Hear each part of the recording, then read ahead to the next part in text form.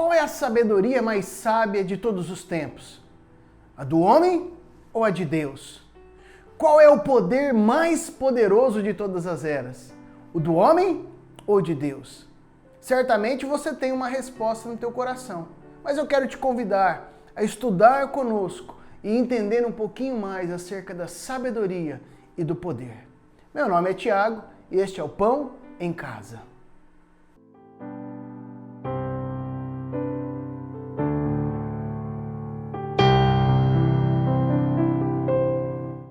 Paz do Senhor, queridos. Nós estamos aqui juntos mais uma vez para continuar estudando a palavra do Senhor. Para nós é um prazer recebê-los no nosso canal Pão em Casa e ficamos muito felizes de poder ser instrumento do Senhor na tua vida, instrumento de edificação, de crescimento para a tua história. Hoje nós estaremos estudando a primeira carta de Paulo aos Coríntios, capítulo 2, do versículo 1 até o verso de número 16. E eu quero te convidar, querido, a não somente ler conosco, mas estudar, se aprofundar neste texto maravilhoso da palavra de Deus. Como nós sempre dizemos, corre lá, pega teu caderno, pega então a tua caneta, a tua Bíblia e vamos juntos estudar a palavra do Senhor. Eu mesmo, irmãos, quando estive entre vocês, não fui com discurso eloquente, nem com muita sabedoria para lhes proclamar o mistério de Deus, pois decidi nada saber entre vocês, a não ser Jesus Cristo, e este crucificado. E foi com fraqueza, temor e muito tremor que estive entre vocês. Minha mensagem e minha pregação não consistiram em palavras persuasivas de sabedoria, mas consistiram em demonstração do poder do Espírito, para que a fé que vocês têm não se baseasse na sabedoria humana, mas no poder de Deus.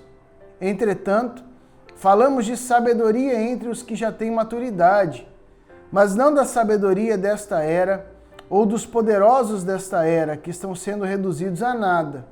Ao contrário, falamos da sabedoria de Deus, do mistério que estava oculto, o qual Deus preordenou antes do princípio das eras, para a nossa glória.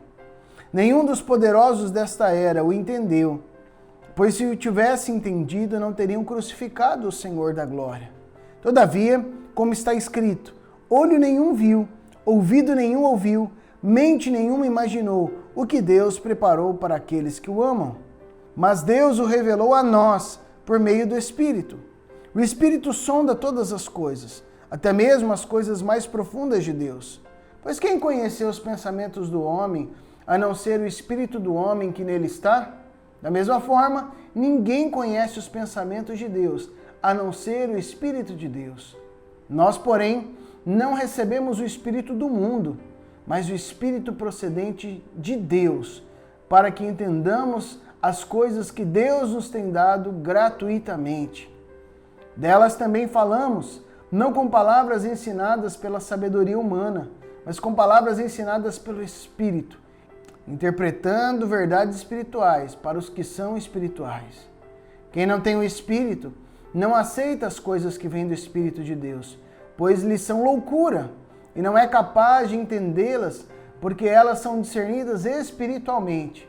Mas quem é espiritual discerne todas as coisas, e ele mesmo por ninguém é discernido. Pois quem conheceu a mente do Senhor para que possa instruí-lo? Nós, porém, temos a mente de Cristo. Até aqui, queridos. Vamos orar? Senhor Jesus, nós queremos apresentar este tempo de estudo da Tua Palavra diante de Ti, pedir a Tua orientação, a Tua sabedoria. Espírito Santo, fala conosco, ministra as nossas vidas, para que possamos compreender a Tua vontade, o Teu querer para a nossa história. Nós oramos em nome de Jesus. Amém e amém. Amados, quando nós olhamos para este texto, não podemos perder de vista os destinatários a quem Paulo escreve. Você pode acessar aqui no card em cima os 2 primeiros estudos que nós já tivemos acerca de Corinto, para você entender um pouquinho melhor. Mas só dando um pano de fundo e te lembrando um pouquinho, lembra da história acerca de uma mulher ser referida como uma mulher de Corinto, né, que tinha uma conotação já de promiscuidade, e homens também já uma conotação totalmente depravada. Ou seja, quando Paulo se dirige a estes destinatários, mesmo sendo irmãos em Cristo, Paulo ele já começa a identificar várias situações e circunstâncias, né, na igreja que ele precisava tratar, tanto no que diz respeito a práticas de promiscuidade, de pecados, que nós vamos ver na semana que vem, quando nós vamos falar sobre atitudes da carnalidade, mas também nós vemos outras questões acerca do conhecimento, do entendimento. Por isso que essas duas questões são muito fortes aqui, sabedoria e poder de Deus. Porque a sabedoria humana era algo evidente quando nós olhamos os destinatários aqui. Pessoas que vinham dessa realidade do mundo grego, pessoas que amavam o conhecimento. E por isso que Paulo se preocupa tanto em dizer, olha, a minha pregação ela não consiste em palavras de sabedoria humana. Porque ele entendia já o apreço que essas pessoas tinham por pessoas que falavam de forma eloquente, pessoas que falavam muito bem. Não é à toa que na lição da semana passada nós vimos acerca dos partidarismos, né? Aqueles que eram de Apolo, preferindo Apolo pelos discursos mais eloquentes, pelos discursos mais profundos ainda. Então, note que Paulo ele já sabia com quem ele estava lidando e ele preferiu intencionalmente utilizar uma pregação da palavra mais simples, justamente para atingir essas pessoas no ponto-chave. Porque eles, em detrimento da sabedoria de Deus, do poder de Deus, eles procuravam atingir ou acessar novos níveis de maturidade meramente pelo esforço pessoal e pelo conhecimento humano. Eles achavam que viver de acordo com o entendimento humano, com a sabedoria humana, já era o suficiente para que as suas vidas alcançassem um outro patamar ou também atingissem a salvação. E Paulo, aqui, sabendo disso, ele já inicia intencionalmente as suas ministrações à igreja de Corinto com um linguajar mais simples. Paulo ele poderia se aproveitar disso se ele não fosse um homem maduro e muito bem certo de quem ele é, ou alguém orgulhoso, e aproveitar de tudo isso para utilizar um jeito mais rebuscado de falar, ou então utilizar palavras mais persuasivas. Queridos, Paulo foi alguém criado dentro do judaísmo, alguém muito culto, de um nível intelectual elevado. Ele teria todo o cacife, toda a capacidade para ser tido como Apolo da mesma forma. Mas por que, então, escrevendo aos Coríntios, ele utiliza esse linguajar mais simples? Por quê? Porque ele já entende áreas da igreja que precisavam ser tratadas. Ao invés de alimentar contínuas práticas que favoreciam a autopromoção, Paulo ele vai direto na ferida e ele coloca em xeque, coloca em risco até a sua própria reputação no que diz respeito a ser tido como alguém mais simples diante da igreja, mas para que a igreja fosse ministrada nessas áreas. Isso fica bem evidente nos 2 primeiros versículos, onde ele diz, olha, eu estive entre vocês e não fui com um discurso eloquente. Também não utilizei de muita sabedoria para lhes proclamar o mistério de Deus. E essa primeira expressão, citando sabedoria, Paulo faz referência ao jeito de se compartilhar a palavra. Então, se é com palavras difíceis, uma mensagem mais rebuscada, mais profunda. Então, aqui a sabedoria diz referência à sabedoria humana, a capacidade de demonstrar conhecimento. E no 2 ele diz, pois decidi nada saber entre vocês, a não ser Jesus Cristo e este crucificado. E aqui nós temos o cerne da questão, a cruz de Cristo. Para irmãos que estavam acostumados a viver das suas próprias formas, segundo as suas paixões, segundo os seus interesses, algo que nós temos visto também muito em nossa sociedade, justamente um culto à nossa própria vontade, As pessoas ficam insatisfeitas, porque eu não gostei da celebração de hoje, porque eu não gostei da forma que se utilizou tal iluminação, porque eu não gostei disso, daquilo e daquilo outro. Ou seja, um culto à nossa própria vontade. uma característica que é semelhante entre essas duas realidades, Corinto e a nossa atual. Paulo, ele fala, olha, eu não fiz questão de dar a saber nada mais além da cruz de Cristo. É claro, queridos, que Paulo fala sobre uma gama tremenda de assuntos. Dizer que ele nada fez saber a não ser a cruz de Cristo, não quer dizer que Paulo não abordou outros assuntos. Por favor, né? Com certeza ele abordou outros assuntos, como nós vamos ver aqui na carta mesmo aos Coríntios, na primeira e na segunda carta. Mas aqui a ênfase de Paulo é justamente a cruz de Cristo. E qual é a mensagem da cruz? Senão um negar a si mesmo, senão a negação da própria vontade, senão nosso eu, junto com as suas paixões, os seus desejos, sendo crucificados com Cristo.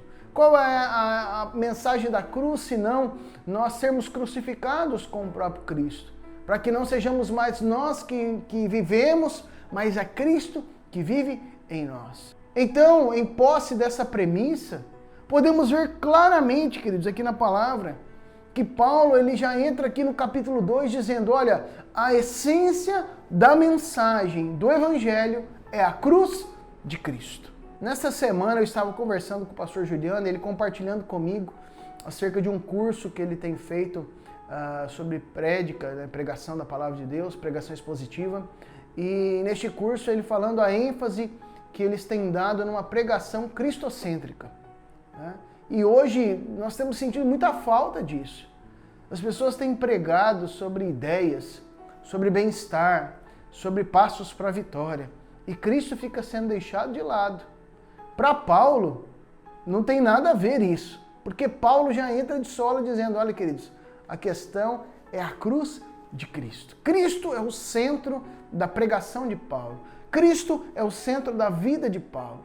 E ele entende plenamente. Note que eu já disse aqui no início, Paulo abre mão de utilizar uma pregação mais eloquente, que traria um certo status e conhecimento justamente para uma comunidade formada por judeus e gregos. Ou seja, ambos amam o conhecimento e Paulo ele poderia se aproveitar disso para ter um status pessoal. Mas ele abre mão, porque ele entende muito bem a mensagem da cruz. Aquele que quer vir após mim, negue-se a si mesmo, tome a sua cruz e siga-me. Paulo entende que há um bem maior, que está algo que está acima dele mesmo. E ele se aprofunda e dentro dessa verdade, ele abre mão de ser reconhecido como alguém superior para cumprir com o propósito de Deus e ministrar a igreja de Corinto.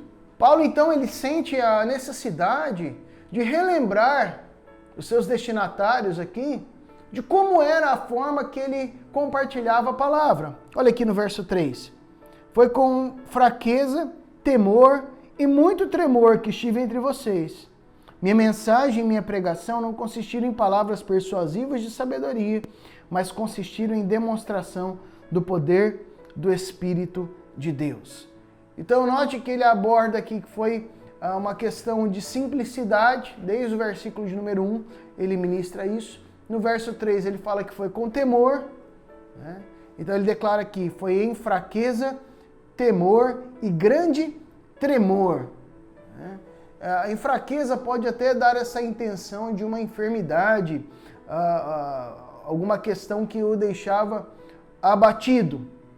Ou em face de transmitir essa mensagem, ele ficava então abatido. Mas há uma citação aqui muito interessante de Erdmann, que ele diz o seguinte: Paulo vira-se desolado, sozinho, no meio da grande cidade, ansiando pela chegada de seus cooperadores Silas e Timóteo.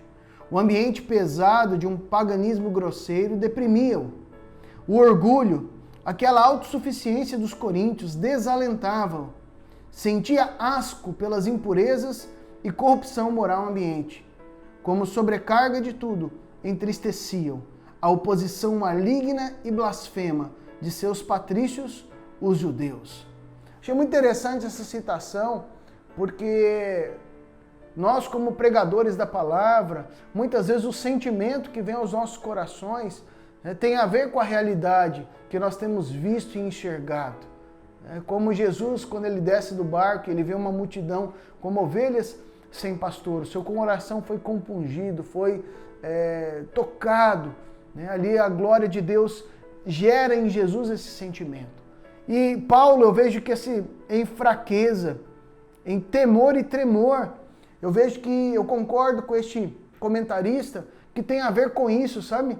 Paulo olhando aquela situação, aquela promiscuidade da cidade, vendo aquela realidade, olhando para a igreja, vendo divisões, diz que me disse, e tudo isso começou a gerar uma certa comoção, uma perturbação interior também na vida de Paulo. E ele deixa muito claro isso, né? Ele não oculta estes sentimentos que estavam permeando o seu coração. E no verso 4 ele coloca que também foi na dependência do Espírito Santo, quando ele coloca, olha, a minha pregação não consistia em palavras persuasivas de sabedoria, mas demonstração do poder do Espírito Santo. Uma direção, poder, unção de Deus.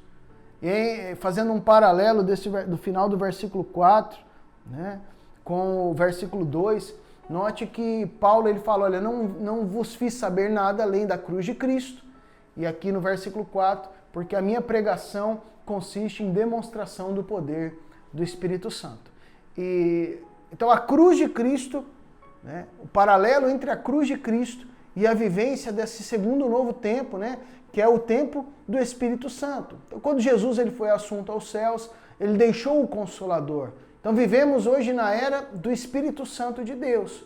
E a pregação de Paulo consistir no poder do Espírito Santo, ela faz referência não somente a Paulo que fluía nos dons do Espírito Santo, como muitas pessoas acham que este texto faz evidência só a essas questões carismáticas, mas também fala justamente acerca do discernimento, acerca da motivação da pregação de Paulo. Ou seja, as pregações, as ministrações não consistiam naquilo que ele estava sabendo de fulano, de ciclano, mandando um recado do púlpito, ou isso ou aquilo, mas consistia então neste poder de Deus sendo direcionado para a sua vida.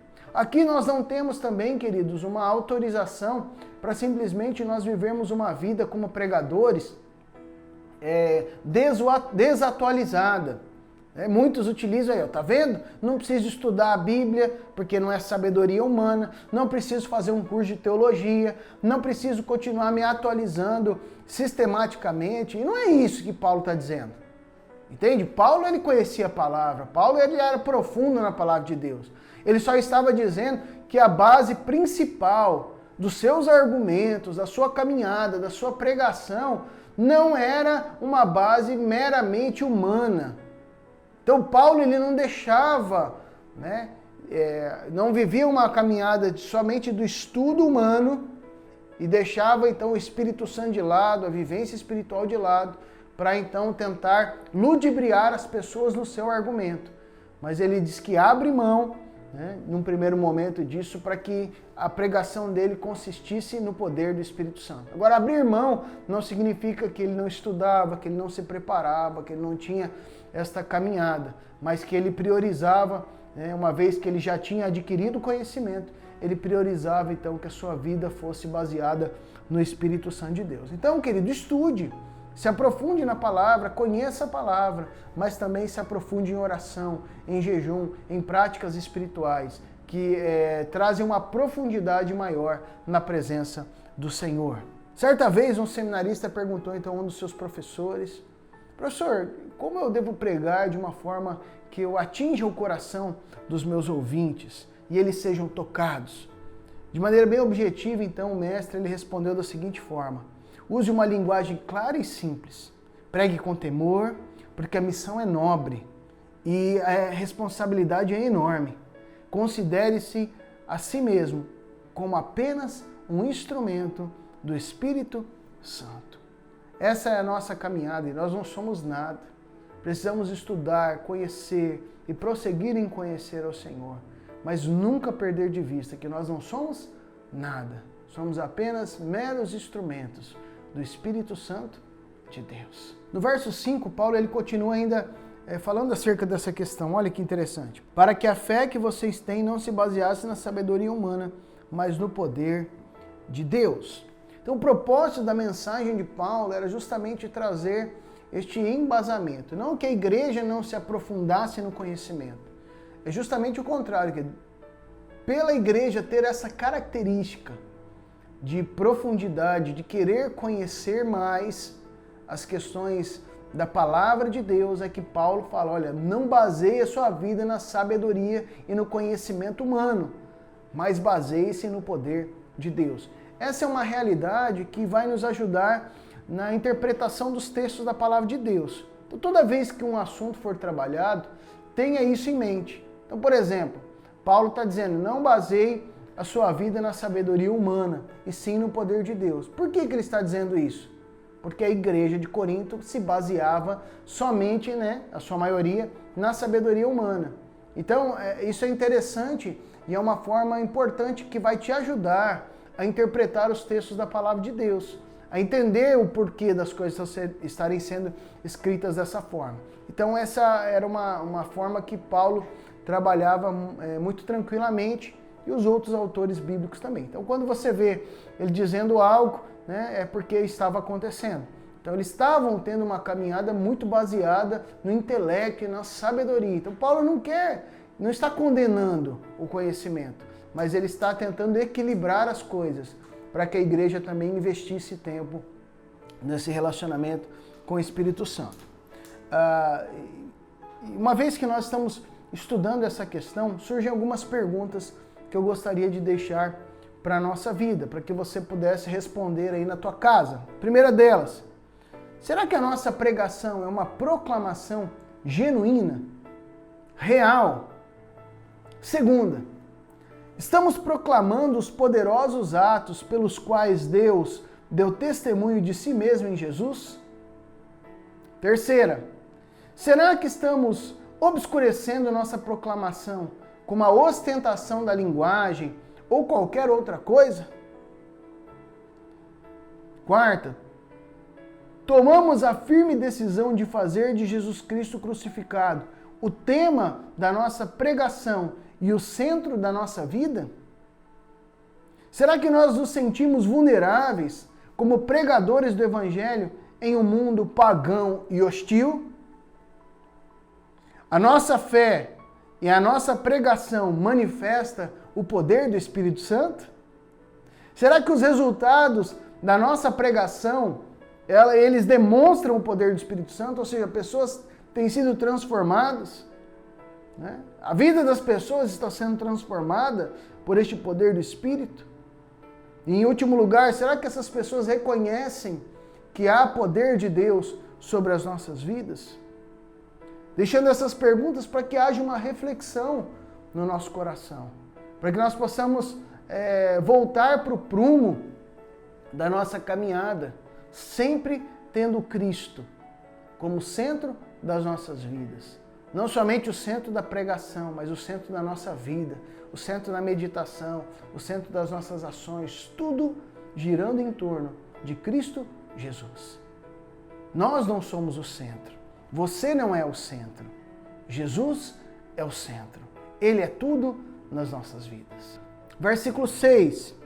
Entretanto, falamos de sabedoria entre os que já têm maturidade, mas não da sabedoria desta era ou dos poderosos desta era que estão sendo reduzidos a nada. Ao contrário, falamos da sabedoria de Deus, do mistério que estava oculto, o qual Deus preordenou antes do princípio das eras para a nossa glória. Nenhum dos poderosos desta era o entendeu, pois se o tivesse entendido, não teriam crucificado o Senhor da glória.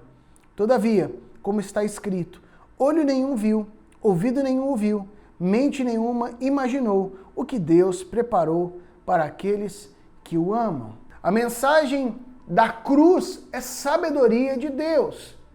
Agora, o que distingue uma sabedoria da outra? O que faz com que a sabedoria de Deus esteja num nível superior à sabedoria do homem? No verso 6 ele diz, olha, essa mensagem, essa sabedoria de Deus não tem nada a ver com a sabedoria deste século. Note que ele deixa que a sabedoria de Deus ela está disponível a pessoas maduras. Falamos da sabedoria entre os que já têm maturidade, mas não da sabedoria desta era ou dos poderosos desta era que estão sendo reduzidos a nada. E quando ele fala de falar a sabedoria entre os maduros, ele está colocando, por exemplo, os coríntios justamente no lado oposto, né, como imaturos, né? Então eu tenho falado da sabedoria de Deus a pessoas maduras. Agora vocês estão agindo como coríntios, né, como imaturos. Aqueles que são espirituais, portanto, eles progridem na fé, atingem maturidade, caminham cada vez mais segundo o propósito de Deus, com a ajuda do Espírito Santo, né, alcançando estes tesouros maravilhosos da presença de Deus. Em segundo lugar, ele coloca que é a sabedoria de Deus em mistério. Nós vemos aqui no versículo de número 7. Ao contrário, falamos da sabedoria de Deus, do mistério que estava oculto, o qual Deus preordenou antes do princípio das eras para a nossa glória. A sabedoria de Deus é muito superior à sabedoria do ser humano. É um segredo revelado por Deus, algo que estava oculto, mas Deus traz, por intermédio de Cristo Jesus, essa sabedoria, este conhecimento, esta realidade do reino de Deus. Essa sabedoria que outrora estava oculta, que nenhum dos sábios, né, conheceu, porque se estivesse conhecido na época de Jesus, não teriam então crucificado o Salvador. É o que está aqui no versículo 8, né? Nenhum dos poderosos desta era, do tempo deles, entendeu, senão eles não tinham crucificado então o Salvador. E essa incapacidade do ser humano está descrita aqui na citação que Paulo faz de Isaías. Olho nenhum viu, ouvido nenhum ouviu, mente nenhuma imaginou o que Deus preparou para aqueles que o amam. Essa citação então é de Isaías 64, verso 4. Verso 10.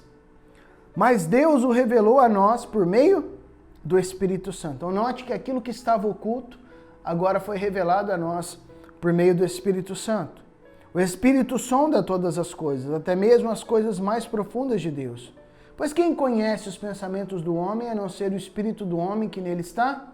Da mesma forma, ninguém conhece os pensamentos de Deus, a não ser o Espírito de Deus. A revelação dos mistérios, daquilo que o Senhor tem às nossas vidas, se dá por intermédio do Espírito Santo de Deus. Inclusive, o próprio conhecer de Cristo, conhecer dos mistérios do Senhor, desta vivência, desta transformação de caráter, dessa maturidade, ela se dá por intermédio do Espírito Santo, pela ação do Espírito Santo. Então, aquilo que nós sabemos, né, ou deixamos de saber, tem a ver com o Espírito Santo, o conhecimento adquirido, a mudança de vida, o entendimento daquilo que é pecado, o convencimento acerca do juízo, da justiça, tem a ver com a ação do Espírito Santo nas nossas vidas. O Espírito Santo, ele é capaz de trazer revelação. Por quê? Porque todas as coisas perscruta, até mesmo as profundezas de Deus. Ou seja, nenhum conhecimento está longe do alcance do Espírito Santo. Essa capacidade que o Espírito Santo tem, ela é exposta por meio de uma analogia aqui com a figura, com a natureza humana. Ele diz, olha, ninguém sabe do ser humano se não for o seu espírito. E ele coloca que assim, ninguém pode conhecer o Senhor se também não for por meio do Espírito, né? O Espírito que revela é verdadeiramente divino, né? Procede da mesma natureza. E o que ele revela é a verdade acerca de Deus. E neste mesmo sentido, no verso 12, ele diz, nós, porém, não recebemos o Espírito do mundo, mas o Espírito procedente de Deus, para que entendamos as coisas que Deus nos tem dado gratuitamente. Então nós quem? Todos os cristãos. Aquele que tem uma experiência com Cristo, ele já recebe o Espírito Santo. Como um pastor amigo meu sempre dizia, né, nós recebemos o kit cristão feliz, que vem o Pai, o Filho e o Espírito Santo. Não precisamos de um batismo especial, não precisamos de um outro revestimento. Quando entregamos a nossa vida a Cristo Jesus, nós já recebemos esse kit. E isso significa que nós não temos recebido o Espírito do mundo, mas o Espírito de Deus. E aqui, o que governa as nossas vidas? Se temos uma experiência com Cristo, o que deve governar é o Espírito Santo de Deus, e não o espírito deste século, que tem agido nos filhos da desobediência, naqueles que têm sido governados pelos seus desejos e pelas suas paixões. Temos, portanto, recebido o Espírito de Deus, para que possamos, então, comunicar, conhecer e interpretar toda a revelação de Deus em Cristo Jesus. No verso 13, delas também falamos não com palavras ensinadas pela sabedoria humana, mas com palavras ensinadas pelo Espírito, interpretando verdades espirituais para os que são espirituais. O discernimento espiritual da mensagem da cruz. Ou seja, o Espírito ministra as nossas vidas, traz o conhecimento e discernimento daquilo que estava oculto, para que possamos compreender, receber essa inteligência divina, diferente da inteligência humana.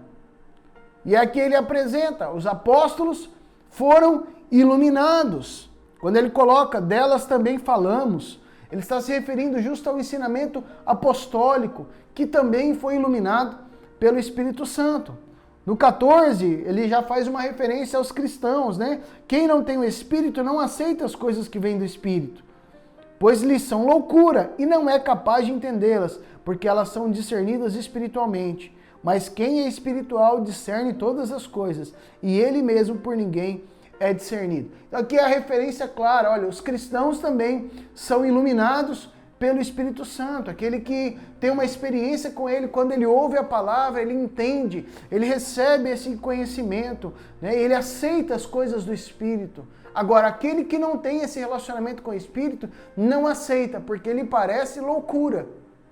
São coisas que estão distantes do entendimento humano.